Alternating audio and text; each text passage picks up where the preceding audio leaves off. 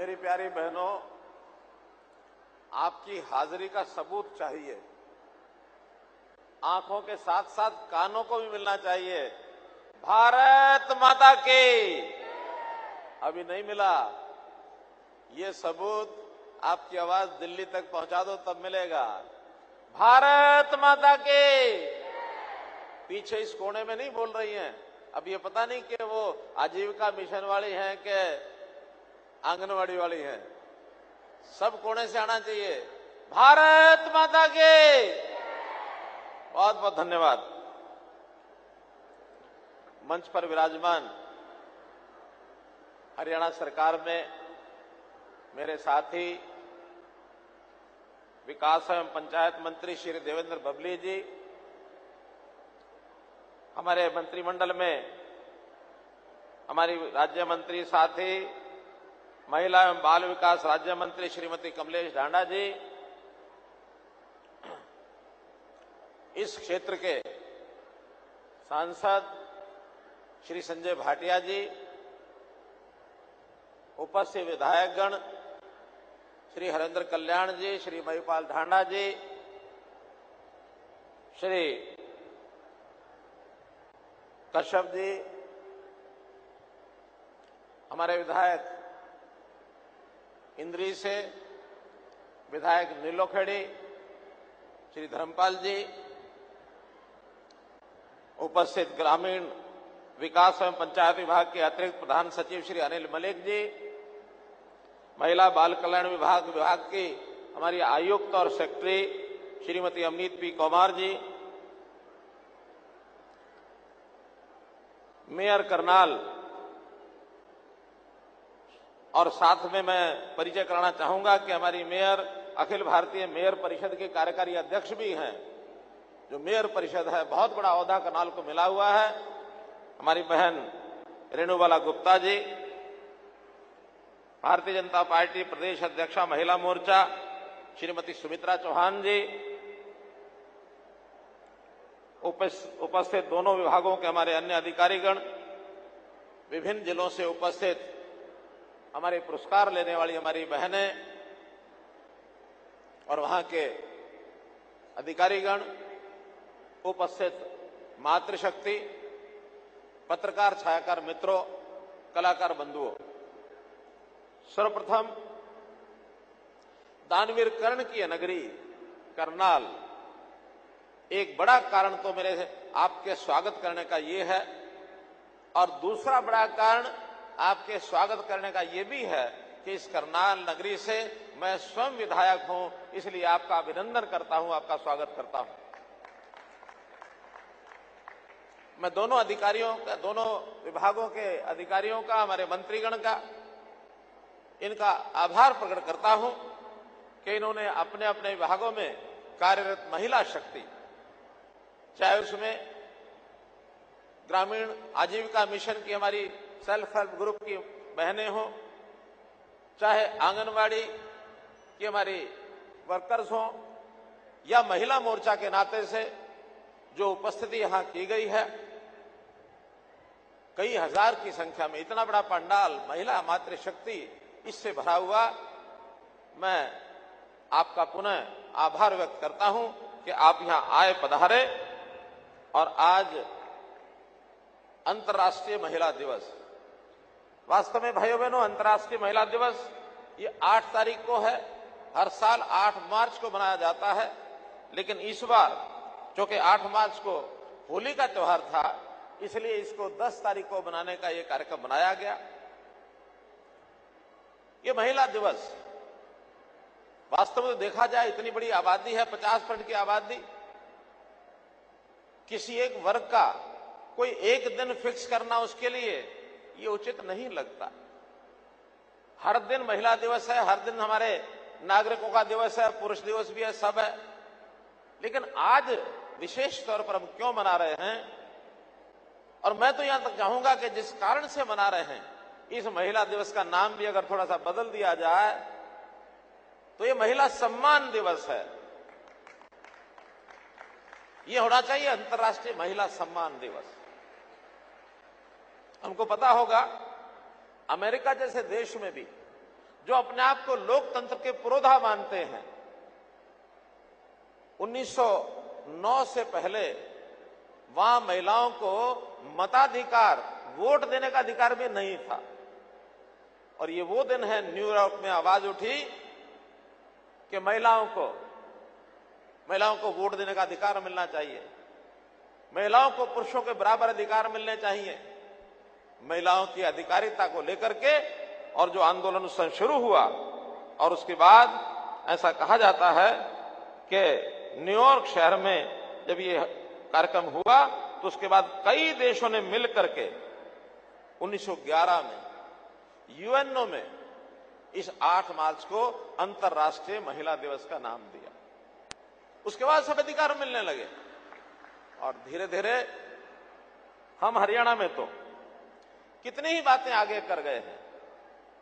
हरियाणा में हमने, जहां तक महिलाओं का प्रतिनिधित्व है, अभी पंचायतों में, हमारी स्थानीय निकाय अर्बन लोकल बॉडीज में 50% का प्रतिनिधित्व पक्का कर दिया कि महिलाएं 50% जरूर चुनाव लड़ेंगी, और जब लड़ेंगी तो जीत करके महिलाएं आएंगी। वो एक आए दूसरी आए, महिला की जगह महिला नहीं आना है। ये किसी भी प्रदेश में नहीं है कि 50% को सुनिश्चित कर दिया कि महिलाएं आएंगी आएंगी। तो एक बहुत बड़ा हमने इस प्रकार का ये बदल किया है। मैं आज इस अवसर पर महिलाओं के प्रति और उनका ये जो सशक्तिकरण का कार्यक्रम है, इसके प्रति, महिलाओं के प्रति अपनी कृतज्ञता व्यक्त करता हूं। ऐसा कहा जाता है कि हर सफल व्यक्ति के पीछे किसी महिला का हाथ जरूर होता है। और मैं आपको अपनी व्यक्तिगत जीवन की बात बता रहा हूं, मेरी माताओं बहनों को, कि जब मैंने 10वीं पास की, पिताजी ने आगे पढ़ाने से मना कर दिया। 10वीं पास बालक की होता, 15-16 वर्ष की आयु होती है, और मैं थोड़ा छोटा बच्चा होता तो रोता है, और जब 15-16 वर्ष का हो जाता तो रोता नहीं है, रूस जाता है। तो हम भी रूस गए, खाना नहीं खाया। मां ने पूछा कि बेटा क्या बात है?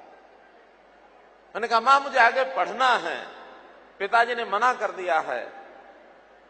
कहने लगे बेटा तुम्हारे पिताजी पैसे वैसे देने से डरते हैं, पैसे नहीं होंगे इसलिए नहीं दिए होंगे, या उनका मन होगा कि तुम काम करो, जाओ मैं तुम्हें पैसे देती हूं। उस जमाने में 300 रुपए मुझे दिया और मैं पढ़ाई करने के लिए कॉलेज में एडमिशन लेके आया। तो मेरी आज की सफलता के पीछे मैं कहता हूं मेरी मां का हाथ है। मां ने मुझे वो पैसे न दिए होते तो शायद मैं आपके सामने इस प्रकार से, इस भूमिका में शायद ना खड़ा हो पाता। तो सफलता का कारण मां है।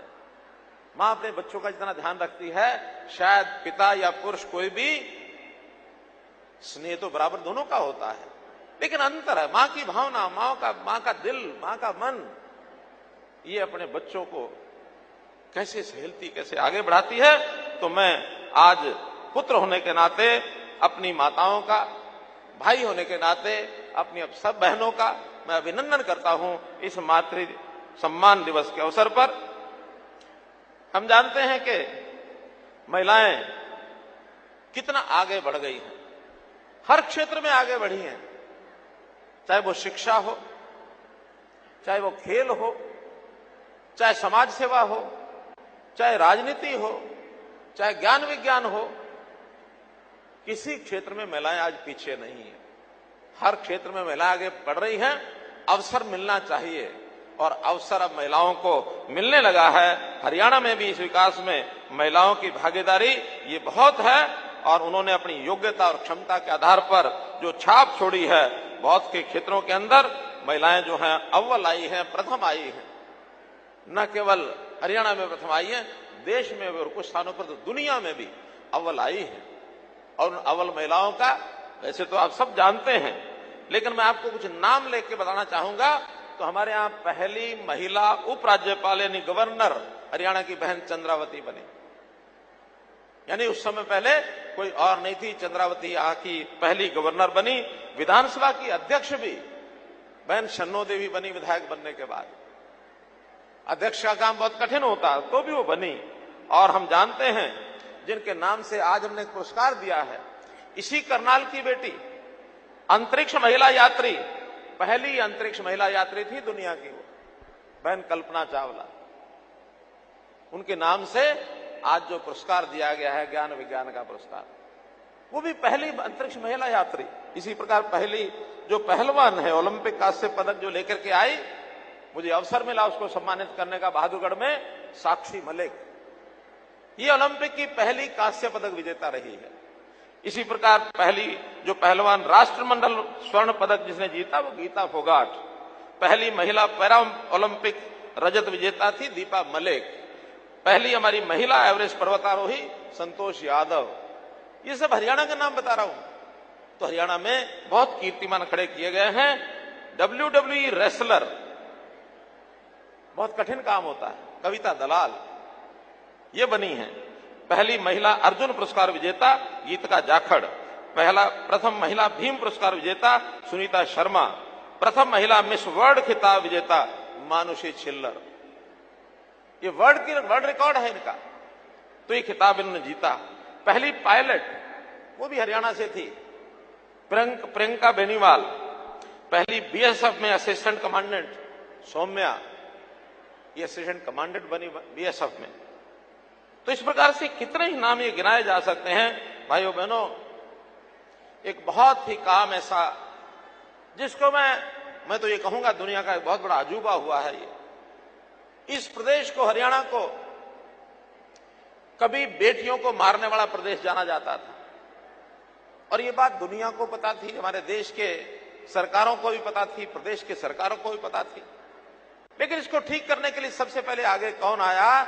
अपने देश के उस समय के बने हुए प्रधानमंत्री, 2014 में जो प्रधानमंत्री बने थे नरेंद्र मोदी जी। हमारी भी सरकार आई थी अभी 2014 में। मोदी जी ने मुझे कहा कि हरियाणा के ऊपर से ये कलंक मिटाना है। हमने कहा हम हर प्रकार से तैयार हैं। 22 जनवरी 2015 को पानीपत में, पड़ोस में, आज से लगभग 10 गुना महिलाएं होंगी, 1 लाख से ऊपर महिलाएं। और वहां एक संकल्प लिया गया कि इस कलंक को हम मिटाएंगे। सरकार ने तो जो काम करना था किया, लेकिन सामाजिक संस्थाओं ने, हमारी खाप पंचायतों ने, हमारे एनजीओ ने, हमारे शिक्षा विभाग ने, चाहे वो प्राइवेट है चाहे सरकारी है, महिला बाल विकास विभाग तो डट करके लगा ही लगा, हेल्थ डिपार्टमेंट तो डट के लगा ही लगा, पुलिस ने भी जो इस प्रकार की कन्या भ्रूण हत्या के दोष होते थे उनके खिलाफ कार्रवाई की। और मुझे खुशी है आपको बताते हुए कि 2014 में जब ये अभियान चलाया था, ये महिला का जो जेंडर रेशो, यानी एक प्रकार से जो जेंडर रेशो, जन्म दर का जो अनुपात, लिंगानुपात, ये था 871। 1000 लड़के थे तो 871 ही लड़कियां थी। आज आपको बताते हुए मुझे खुशी हो रही है कि अब ये 2023 में ये बढ़कर के 923 हो गया। मित्रों, 923 बहनों भाइयों, 923, यानी 1000 के पीछे 29 और 23 52 बच्चियों को बचाया गया है।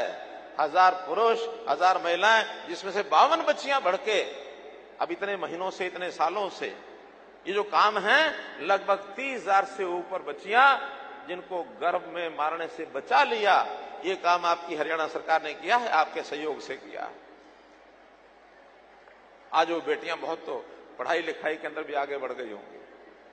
तो इस अभियान को हमने चलाया, बहुत बड़ा काम किया है। हमारा महिलाओं को रोजगार देने के लिए ग्राम विकास मंत्रालय, उन्होंने अभियान छेड़ा है। हरियाणा ग्रामीण आजीविका मिशन, HSRL, RLM। तो इस प्रकार से इसका एक बहुत बड़ा काम हरियाणा में हो रहा है। आज बहुत सी बहनें यहां आई और उन सब विषयों में पुरस्कार लेके गई। हमारे आंगनवाड़ी की बहनें पुरस्कार लेके गई। हमारी महिलाएं जो कुछ ना कुछ विशेष काम किया, चाहे शौर्य में किया, चाहे सेवा में किया, उन्होंने पुरस्कार लिए हैं। आज 154 पुरस्कार दिए गए हैं, जिनमें लगभग भागीदार 500 महिलाएं जरूर रही होंगी, बल्कि इससे ज्यादा रही होंगी। तो इतना सारा अग्रणी होकर के काम कर रहे हैं। हमारा जो ग्रामीण आजीविका मिशन है, इस मिशन के अंतर्गत सेल्फ हेल्प ग्रुप की संख्या इस समय 56,434 सेल्फ हेल्प ग्रुप की संख्या है। और सेल्फ हेल्प ग्रुप में 56,000 तो ग्रुप हैं। अगर 10 की भी एवरेज हम लगाएं तो 5 लाख से ऊपर बहनें इनमें काम करती हैं। और हर बहन 15,000, 20,000, 25,000, 10,000 कुछ न कुछ आजीविका कमाती है। अपने घर परिवार का खर्च चलाने के लिए एक बहुत बड़ा योगदान उनको हुआ है। इसमें लगातार विभाग काम कर रहा है और बहुत सी महिलाएं उद्यमी होकर के आगे निकली हैं, खेती के काम में आगे निकल गई हैं। हायरिंग सेंटर्स जो इस प्रकार के चलाते हैं वो चलाने लग गई हैं। बहुत से ऐसे वीटा बिक्री केंद्र, सेल्फ हेल्प ग्रुप की कैंटीन, बैंक सुविधा प्रदाता, तो इस प्रकार से इन लोगों को जोड़ा गया है। मैं एक निवेदन ऐसे सब सेल्फ हेल्प ग्रुप के लोगों को करना चाहता हूं। आज हमने भी सरकार के नाते एक विशेष योजना बनाई है, परिवार पहचान पत्र के माध्यम से परिवारों को छाटा है। ये जिन परिवारों में 1 लाख रुपया साल से कम आय है, ऐसे परिवार के किसी एक सदस्य को आजीविका के माध्यम से उसकी इनकम कैसे बढ़ाई जाए, आय कैसे बढ़ाई जाए। 7.5 लाख परिवार हैं भाई बहनों ये। तो इस 7.5 लाख परिवारों में हमने इस वर्ष 1 लाख का टारगेट रखा था। 80,000 के लगभग एप्लीकेशन हमारे डिपार्टमेंट ने इसको चयन कर लिया है। अगले साल का 2 लाख का टारगेट रखा है, 2 लाख का। अब इसमें मैं जो अपील करना चाहता हूं, हो सकता है कोई परिवार ऐसा हो जहां कमाने की क्षमता रखने वाला या कोई इस प्रकार का जवान नहीं है जो घर के लिए कुछ कमा सके, और हो सकता है केवल महिला ही ऐसी हो जिसके ऊपर परिवार निर्भर है, और वो महिला भी हो सकता है उतनी सक्षम अभी तक नहीं होगी कि वो अपना काम अपने पैरों पर खड़ी होकर कर सके। तो मैं सेल्फ हेल्प ग्रुप कहता हूं, अपने आसपास के ऐसे परिवार जिनकी आय 1 लाख रुपया साल से कम है, सूचियां हम उपलब्ध करा देंगे और उसके बाद किसी एक महिला को एक ग्रुप में जोड़ लें। काम चाहे वो कम भी करे तब भी एक महिला को जोड़ लेंगे तो आपकी अगर 10,000, 15,000 की आमदन है, उसकी भी 10-15,000 रुपया आमदन हो जाएगी। और इस तरीके से 50,000 सेल्फ हेल्प ग्रुप 50,000 परिवारों को और आगे बढ़ा सकते हैं। मानो हमारा टारगेट 2 लाख का है, इस 50,000 परिवारों को कम से कम सेल्फ हेल्प ग्रुप अडॉप्ट कर ले, उनके परिवारों की आय बढ़ा दें। क्योंकि हम चाहते हैं गरीब ना रहे, उसको कैसे हम उसकी आय बढ़ाएं ताकि उसकी आदत मुफ्त लेने की बजाय अपने पैरों पर खड़ा होकर कमाई करके स्वाभिमान से माथा ऊंचा करके सीना चौड़ा करके वो भी जाके जीने का, उसका बच्चों को पालने का, बच्चों को पढ़ाने का, घर में छोटी मोटी जरूरतें पूरा करने का अवसर उसको मिले। अपनी कमाई से जब कोई आदमी काम करता है उसकी खुशी, उसका आनंद कुछ और ही होता है। तो भाइयों बहनों, मेरा ये आपसे अपील है कि ऐसे इन सेल्फ हेल्प ग्रुप में हम लोग उनकी सहायता करें। सेल्फ हेल्प ग्रुप में सरकार भी सहायता करती है, करवाती है, बैंक भी करते हैं। अभी तक 796 करोड़ रुपया वित्तीय सहायता सेल्फ हेल्प ग्रुप को की जा चुकी है, बहुत बड़ी राशि है। इसी प्रकार बहुत सी सुविधाएं दी गई हैं, चाहे 5 लाख रुपए तक का ऋण है उस पर स्टाम्प शुल्क की छूट दी है, PRI का मैंने बता ही दिया। राशन डिपो 33% राशन डिपो अब आगे महिलाओं के लिए रिजर्व होंगे, महिलाओं को मिलेंगे राशन डिपो। अभी तक कोई भी आता था ले जाता था, ऐसा नहीं कि पहले महिलाएं नहीं हैं, लेकिन अब 33% तो सुनिश्चित करेंगे कि उतने राशन डिपो महिलाएं जरूर चलाएं। बहुत सी योजनाएं, विवाह की शगुन योजनाएं चलाई हैं, वो SC के लिए अलग हैं, BC के लिए अलग हैं, BPL परिवारों के लिए अलग हैं, जो हमारे विमुक्त और टपरीवास के लिए अलग हैं, विधवा बहनों की शादी के लिए अलग है, खिलाड़ियों के लिए अलग है, सामूहिक विवाह इसके लिए भी योजना है कि अगर 10 या 10 से ज्यादा विवाह कोई संस्था करती है इकट्ठे तो उनको भी प्रति शादी 51,000 रुपए का शगुन ये सरकार की ओर से दिया जाता है, ताकि परिवार में कोई गरीब परिवार है उसकी बेटी की शादी पैसे के कारण से न रुक जाए। कहीं 31,000, कहीं 51,000, कहीं 71,000, ऐसी बहुत योजनाएं हमने बनाई हैं। इसी प्रकार कोरोना में जो निराश्रित हुई बेटियां, उनको भी शादी के समय 51,000 रुपए का शगुन ये उनको भी दिया जाता है। योजनाएं बहुत हमने बनाई हैं।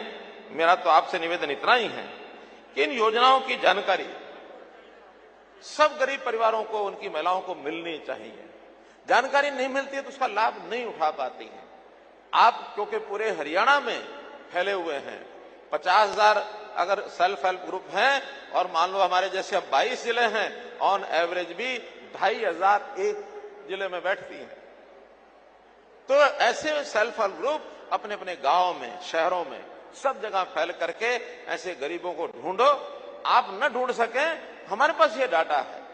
हम परिवार पहचान पत्र के हिसाब से आपको आपके एरिया की सब उन गरीब परिवारों की सूची उपलब्ध करा सकते हैं ताकि उनकी सहायता के लिए आप आगे आएं।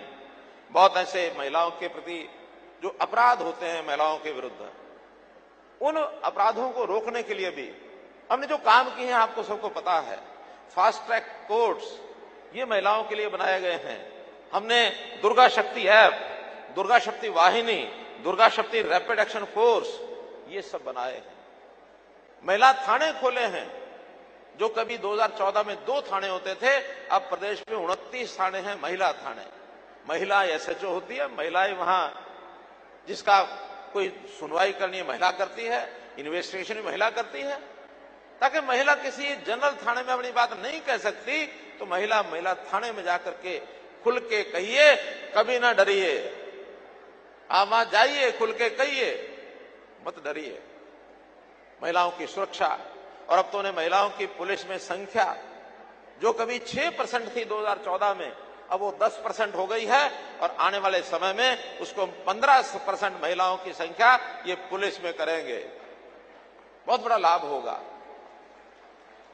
इसका लाभ महिलाओं को तो होगा, लेकिन अपराध करने में अगर कहीं मनचला युवक फंस जाए तो उसको भी डर और संकोच बैठ जाता है कि पुरुष कोई पीटता तो कोई बात नहीं, महिलाओं के हाथ के डंडे तो नहीं खाऊंगा, मैं अपराध करना ही छोड़ दूंगा। ये बहुत बड़ी ताकत महिला शक्ति के अंदर होती है। तो महिला शक्ति इस विषय को आगे बढ़ाए। हमने शिक्षा में भी महिलाओं को पीछे नहीं रहने दिया। हर 20 किलोमीटर के अंदर एक कॉलेज जरूर होगा, चाहे महिला कॉलेज हो और चाहे बीएड कोएड कॉलेज हो, ताकि किसी भी बेटी को 10 किलोमीटर से ज्यादा कहीं शिक्षा लेने के लिए न जाना पड़े। 10 किलोमीटर के अंदर ही, इस साइड में 10 किलोमीटर, इस साइड में 10 किलोमीटर, हर 20 किलोमीटर की दूरी पर कोई ना कोई एक कॉलेज जरूर है। इस नाते से हमने नए जो कॉलेज खोले हैं 72, उसमें 31 केवल महिलाओं के हैं। महिला शिक्षा में भी आगे बहुत बना रहे काम करा रहे हैं। मेरा कहने का मतलब यह है कि बहुत ऐसी चीजें हमने आगे बढ़ाई हैं।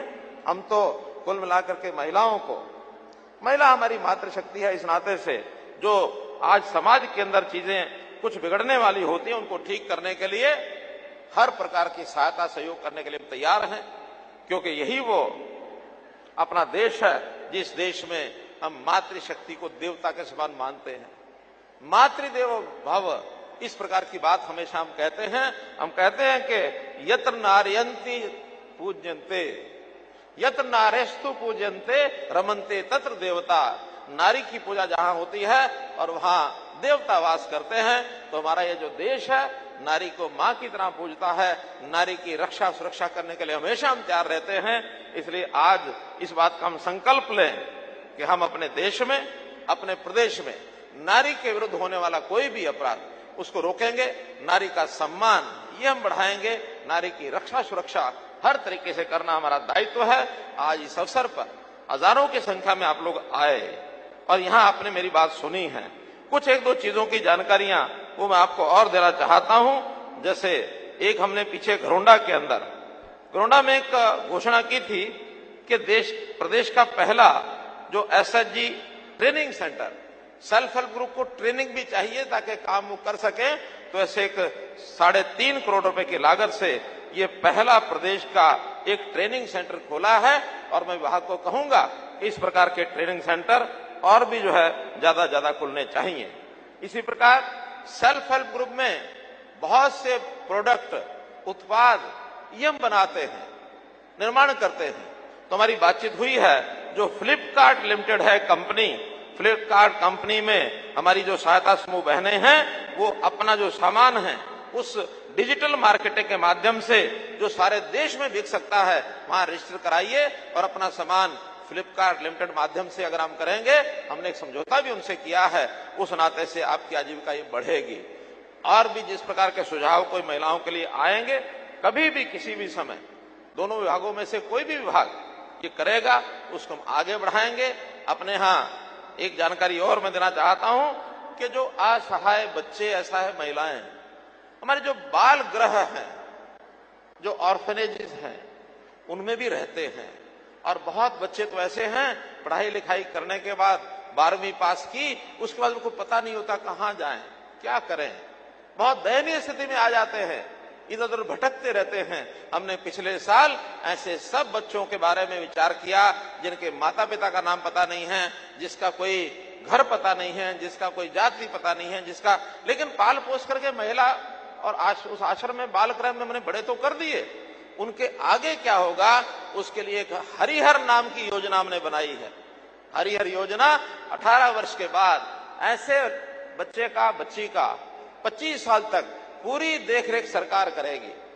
पढ़ाई करना चाहे पढ़ाई में उसको आगे बढ़ाएंगे, नहीं पढ़ाई करना चाहे तो ग्रुप डी और सी योग्यता के हिसाब से उनको बिना किसी परीक्षा के, बिना किसी इंटरव्यू के, जैसे एक्स ग्रेशिया नौकरी दी जाती है, तुरंत उसको नौकरी देंगे। 25 साल तक की गारंटी हमारी रहेगी। 25 साल तक उसको हम पालेंगे, पोसेंगे। और योजना बन चुकी है। 2 बालकों को 18 वर्ष के बाद उनको इसकी नौकरी मिल चुकी है, अभी और तलाश की जा रही है। ऐसे सब बालकों की संख्या लगभग 12 बताई जा रही है। हम अगले आने वाले समय में ऐसे सब बालक, चाहे वो सरकारी बाल गृह में पढ़ते होंगे या फिर प्राइवेट में पढ़ते होंगे, लेकिन ये जो उनके वास्तव में कोई आगे पीछे का पता ही नहीं है, ऐसे सब बालकों को और हम नौकरी देंगे। और शादी होने तक वो इस सुविधा का लाभ उठाएगा।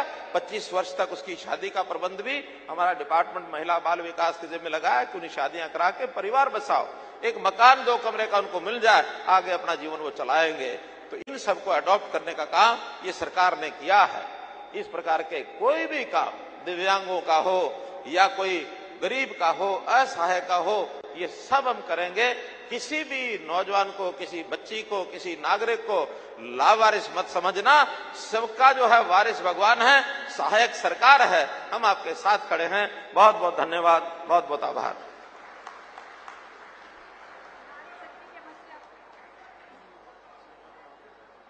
सर, आपका बहुत बहुत धन्यवाद।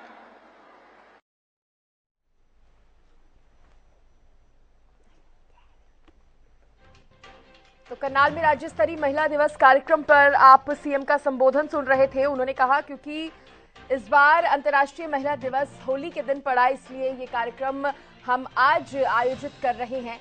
इसके साथ ही उन्होंने कई तमाम बातें कही महिलाओं को लेकर। उन्होंने कहा महिला दिवस का नाम महिला सम्मान दिवस होना चाहिए, क्योंकि इस दिन महिलाओं का सम्मान किया जाना चाहिए। उन्होंने कहा हरियाणा में महिलाओं के अधिकार बढ़े हैं, पंचायतों में महिलाओं को 50% प्रतिनिधित्व मिला। 10वीं पास के बाद मेरे पिता ने पढ़ाई के लिए मना कर दिया था। उन्होंने अपने जीवन की कुछ यादें भी बताई और बताया किस तरह से जब उनके पिता ने पढ़ाई के लिए मना किया था तो उनकी माताजी ने उनका सहयोग किया। और उन्होंने ये भी कहा कि आज किसी भी क्षेत्र में महिलाएं पीछे नहीं हैं, हर क्षेत्र में बढ़ चढ़कर हिस्सा ले रही हैं। बेटियां मारने वाले प्रदेश के रूप में बन गई थी हरियाणा की पहचान, लेकिन हरियाणा पर लगा कलंक हमने मिटाया है। हमने इस कलंक को मिटाने का संकल्प लिया था। लिंग अनुपात में भी सुधार हुआ है। आज प्रदेश में लिंगानुपात बढ़कर 923 हुआ है। तमाम बातें मुख्यमंत्री ने कही। प्रदेश में महिला सुरक्षा के लिए अलग से थाने बनाए गए हैं। करनाल में राज्य स्तरीय महिला दिवस कार्यक्रम पर ये तमाम बातें मुख्यमंत्री मनोहर लाल ने कही।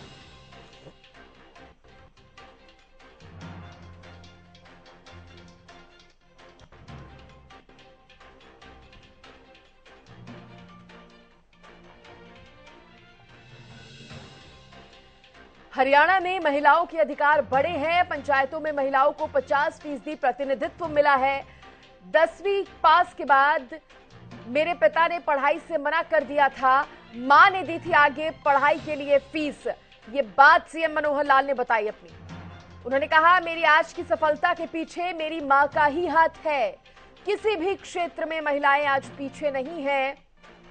दुनिया में नाम करने वाली हरियाणा की महिलाओं को उन्होंने याद किया, उनके नामों का भी जिक्र किया। उन्होंने कहा कि पहले हरियाणा बेटियां मारने वाले प्रदेश के रूप में बन गया था, लेकिन हरियाणा पर लगे इस कलंक को हमने मिटाने का संकल्प लिया और आज लिंगानुपात में सुधार हुआ है, जो कि बेहद खुशी की बात है। आज प्रदेश में लिंगानुपात बढ़कर 923 हो गया है। मुख्यमंत्री मनोहर लाल ने कहा, प्रदेश में महिला की सुरक्षा के लिए भी अलग से कदम उठाए गए हैं, अलग से थाने बनाए गए हैं। महिलाओं की सुरक्षा पर, महिलाओं के रोजगार पर, काम पर उन्होंने जोर दिया और कहा कि आज प्रदेश में महिलाओं की हालत में सुधार आ रहा है, लिंगानुपात में भी बदलाव आ रहा है। तमाम बातें कहते मुख्यमंत्री मनोहर लाल नजर आए।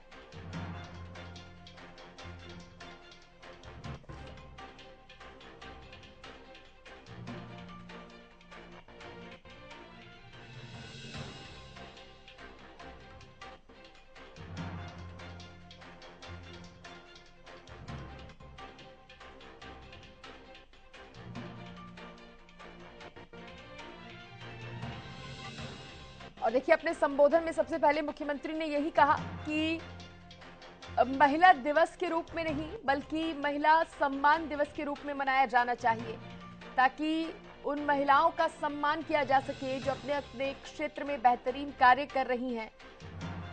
इसके साथ ही उन्होंने कहा कि महिलाओं के लिए सिर्फ एक दिन काफी नहीं है, हर दिन को मनाना चाहिए और महिलाएं आज किसी भी क्षेत्र में पीछे नहीं है, हर क्षेत्र में आगे बढ़ रही हैं महिलाएं। तमाम बातें कहते मुख्यमंत्री मनोहर लाल नजर आए।